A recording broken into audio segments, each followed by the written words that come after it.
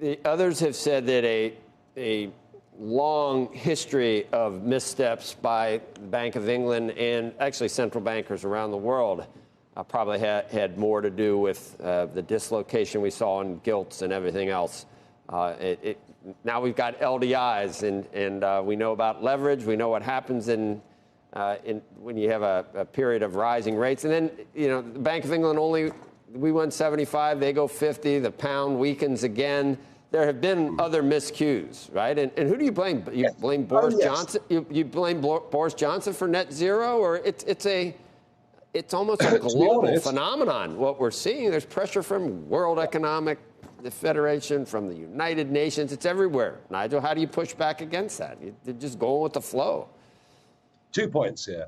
Every prime minister since Tony Blair has been addicted to the climate change agenda, regardless of the fact that we only produce 1% of global CO2 and that China built 80 big new coal-fired power stations last year. So this is a self-inflicted wound. We've got coal, we've got oil, we've got gas. We should be like America. We should be energy independent. In fact, we should be an energy exporter. We haven't done that, and the whole political class have bought into this thing, and it's frankly self-destructive. On central banks, well, I think the real point there is inflation.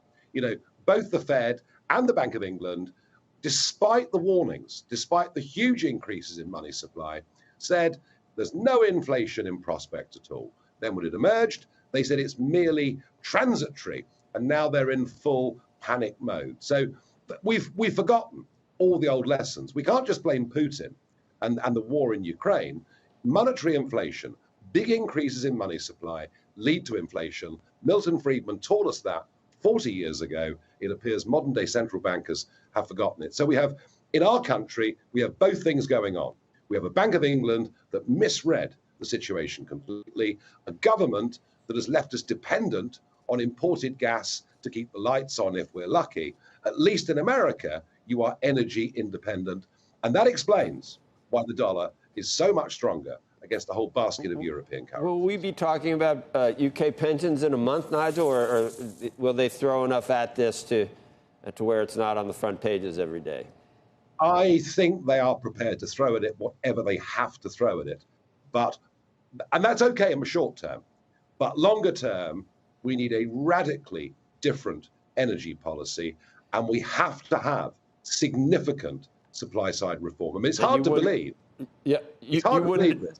Go ahead. You wouldn't depend on, if you were Europe, I mean, what is the relationship with Russia and Putin and Nord Stream? And how? So the energy independence would help, and you've watched Putin over the years. Are you concerned about his mental capacity at this point, or what he's able to, obviously considering some things that we thought, we're never going to be, in our future again. And here we are talking about him again. He is boxed into a corner. He is boxed into an historical corner. He's in a position where he can't possibly afford to lose face any further than he has already.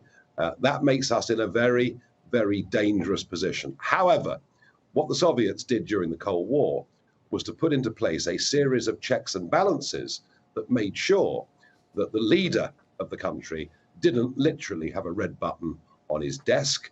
If he was to give a command to use even limited nuclear weapons on the battlefield, that would have to go through 3 separate checks on the way through. And I think the truth of it is that if it really got as bad as that, I think that the Russian generals would stop him from doing it. But I mean, here's the truth the West finds difficult to face up to. Germany, Italy, much of Europe has made itself wholly dependent on Russian gas. They were warned by Donald Trump, amongst others, that strategically it was a very bad thing to have done. They now find themselves in a desperate position. Energy rationing has begun in parts of Germany in public buildings already. We've got this wrong, but we, as an island, a Brexit island, we have the advantage of huge reserves of natural gas. We haven't tapped a single barrel of onshore gas because we're meeting net zero commitments, and that should be a warning, I think, to the entire Western world.